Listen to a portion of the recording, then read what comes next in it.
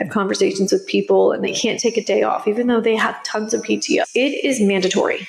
I didn't take any time off for 3 years. And when I finally did, my team changed, my company changed.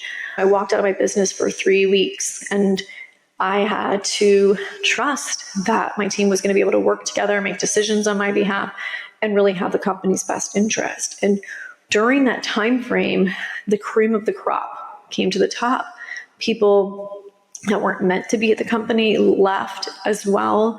And there was a new sense of appreciation and the culture was better. People were happier. And basically the negative Nancy's left, which was super powerful for our organization. Also, when you have someone that leaves, there is a void to fill. And what ends up happening is other people start to step in, they pick up the slack, and they start learning tasks. Hello, and welcome to the Stroke It podcast. I'm Alday Townsend, your host. This podcast is for individuals that are wanting to grow personally and professionally. The podcast is going to offer mindset shifts, personal experiences from myself and guest. We're also going to provide some great resources, tools, and direction for navigating life. The goal is to inspire you and encourage you to take ownership of your life and begin living it completely fully today. Let's get to stroking it. Hello, Q4. All right, anybody else having a little bit of anxiety that it's already Q4? We've only got 3 more months of the year. I know that I am. I have been really focusing on end of year goals, wanting to complete any goals that I set out for Q2 and Q3 that I may have not been able to hit based on schedule, staffing, and the list goes on. And if you can relate, please let me know. I hope I'm not alone. And I don't believe that I am. So today's episode is just going to be a little refresher, motivator, and it's going to inspire you to make some moves, get to work, and to enjoy the last quarter, but really to end the year on a high note. So it's going to be a little bit quick, well, hence the quickies for Tuesdays. I love to keep these 15, 20 minutes or less and provide some really great value for you and some really great resources. So I would say get a pen and paper out. If you don't have one, maybe tune in or turn up the volume and reduce any distractions that you have going on right now. I really want you to listen, to focus, and I really want to transform your mindset in the next 15 to 20 minutes. All right, so I want you to first consider what your 90-day goals are. These 90-day goals can be personally or professionally. For this purpose, I'm going to just focus on the professional goals. The way that I do these is a couple different ways and how I outline the goals. First and foremost, I do a brain dump. I think doing a brain dump is super, super important. Not having to develop the whole plan, but thinking about the past 2 quarters and the future quarter. What is it that you want to achieve, you want to lean into, and you want to create time for? I think a lot of times we want to create a whole checklist, but we don't necessarily always create enough time to execute those tasks. So I really want to encourage you not only to do a brain dump, but be really realistic of what you actually can achieve in the next 3 months. How I do the brain dumps is I literally just get out my notebook, start writing things down. Sometimes I'll use notes on my phone. I'll pull up Drive. And I was just introduced to mind mapping, which I've done mind mapping before, but you can get these on Amazon, I'm sure. There's a couple different ones. This is amazing. So for the mind maps, like you could put like marketing, put all of like the different ways that you plan to market your company, or maybe boost culture, maybe different ways. Maybe it's doing outings with your team, hosting more, like coffee and conversations, going out to lunch or going to chamber events, things like that, to boost the team. So these are really great ways and resources just to get things on paper for you to consider and for you to think about doing and then create a plan for it. But once again, you just want to get all of your thoughts off your mind and maybe off your chest, and then you can start developing the plan. So I would say, mind mapping, notebooks, taking notes, and then creating some time to develop a plan for each item as well. And I would give yourself a day out of the office, no distractions, and really dive into each one. And they don't have to have a full plan. Like, for instance, for me with my marketing plan, and there's a lot of other things in my 90-day plan, but I just do bulletin points. I don't do full sentences. I don't do how I'm going to execute it. I really just organize my thoughts, because more than likely what I'm going to do is incorporate my team in helping me execute these items. I am not going to do all of these things on my own. This is also going to empower your team. You're going to get buy-in from your team. And then once you're explaining what you're wanting to do, they're going to help you execute, because at the end of the day, the company's going to win. They're going to have a sense of accomplishment as well. So I feel like outlining those 90-day goals are super, super important. And then why? Why do you want to do all those things? What is that going to do for your company? What is it going to do for you? What is it going to do for maybe your employees as well? Is it going to provide some additional revenue to fund a really cool holiday party? Or is it going to help with meeting numbers so that everybody can get their bonus for the year? So consider the why and the purpose of why you want to do all these things. Maybe financially you can't do them anymore. I know for me, for my company, I just did a mind map of all of our programming. What is making us money? What is not making us money? What is the purpose? Is it because it's creating jobs and work for people, or is it actually beneficial to our clients? If it's really beneficial for our clients, I may consider continuing to do it even though it's a break even, or I may be losing a little bit of money. Maybe I'm going to be gaining money in the future from it.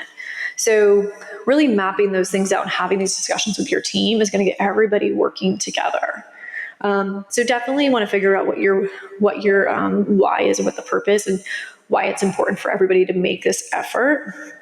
I think also developing a scorecard for you and for your team members.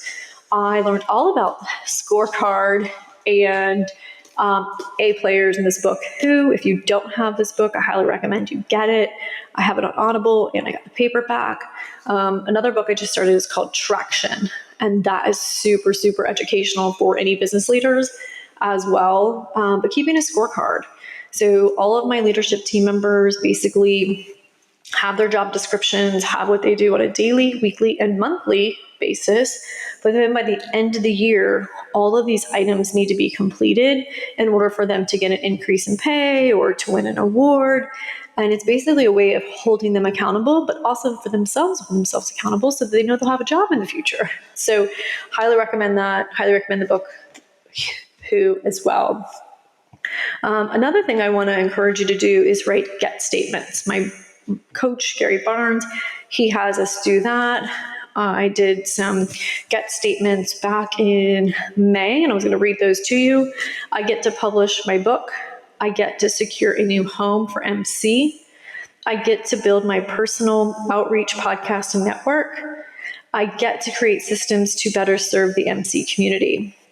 So by having this get to mentality versus have to mentality changes the script. There's a little bit more appreciation. There's a little bit more excitement. And I will say that all four of those things I got to do, and I did do. So another reason why writing down these get statements are super, super important. The next thing I'm going to encourage you to do is make time to celebrate small wins and the big wins.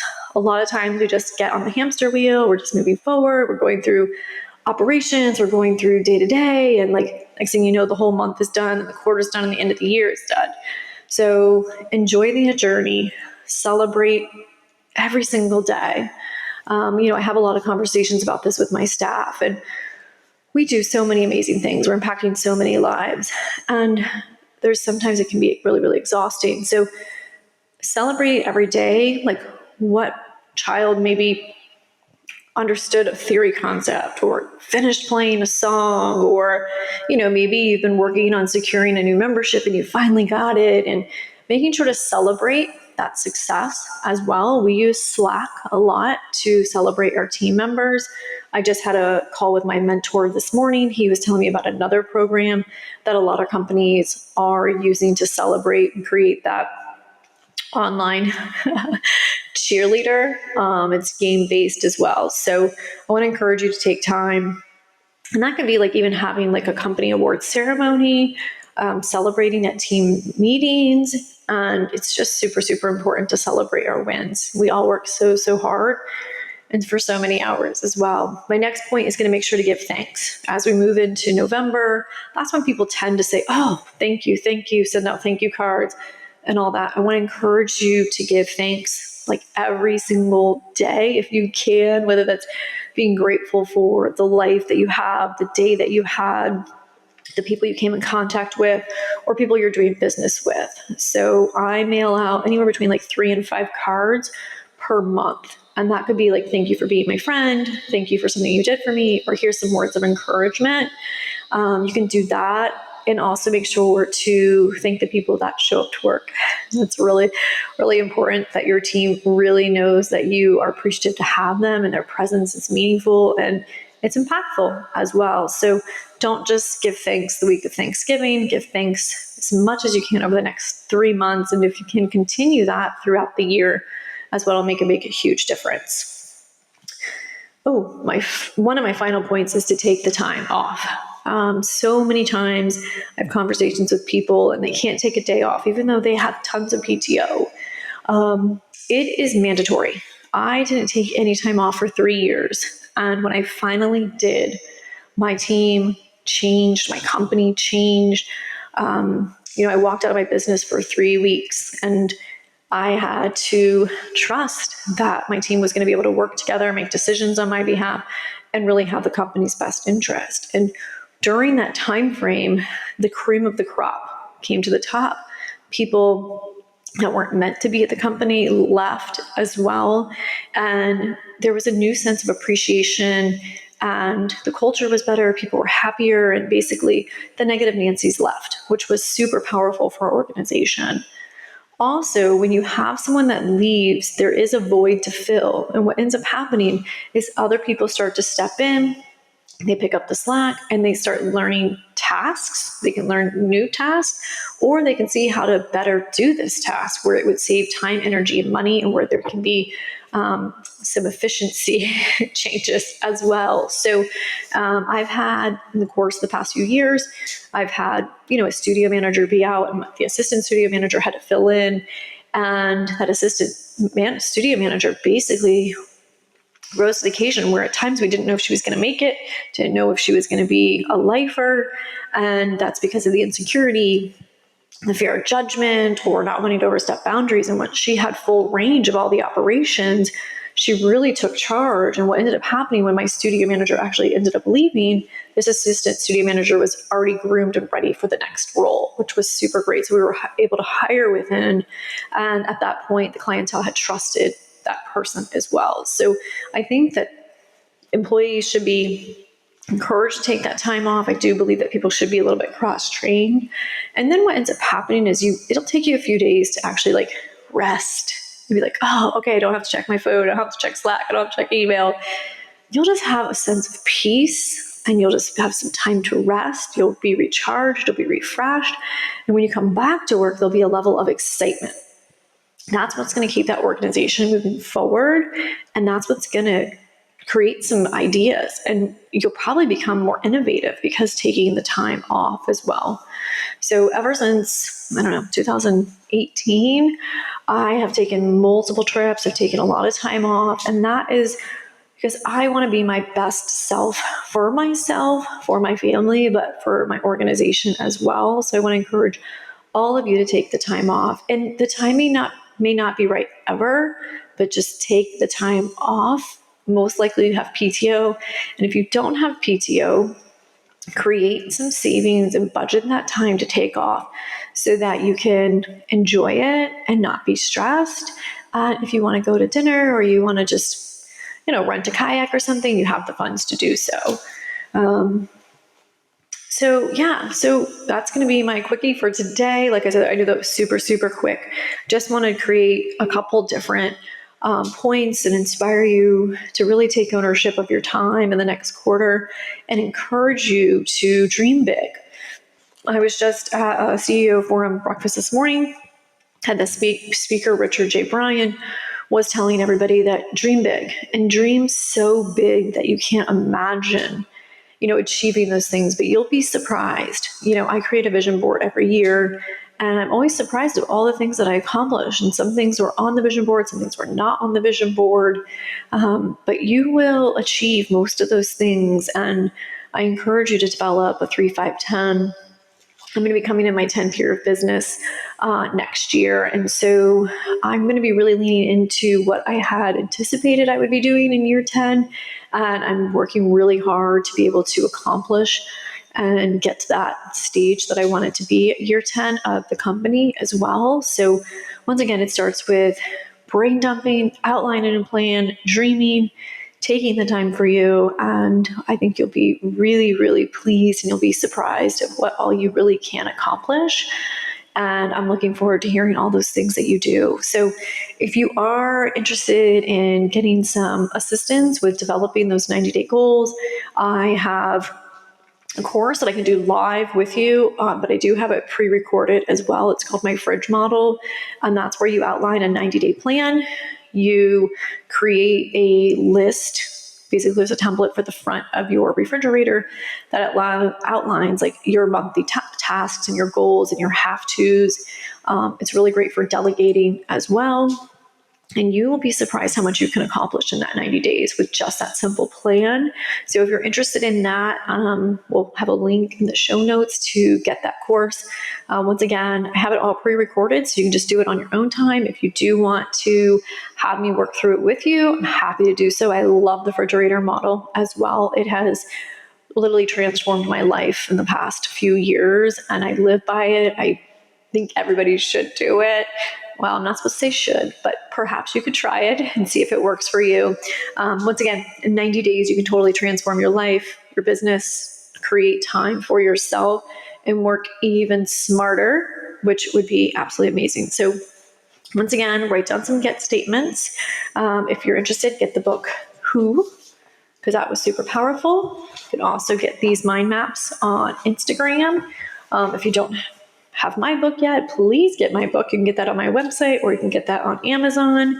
And yeah, looking forward to you rocking Q4. And yeah, reach out if you have any questions. Thank you so much for tuning in.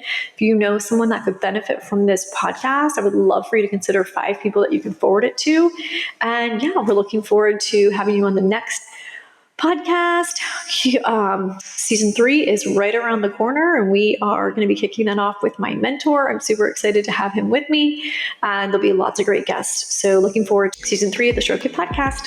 Thanks for listening to the Stroke It podcast today. If you want to stroke me, please consider giving me a 5-star review, sharing this podcast with 5 of your favorite friends or someone you may think could benefit from the podcast, and consider joining my collective. It's completely free for the first 30 days, and you can go to jennysfreegift.com.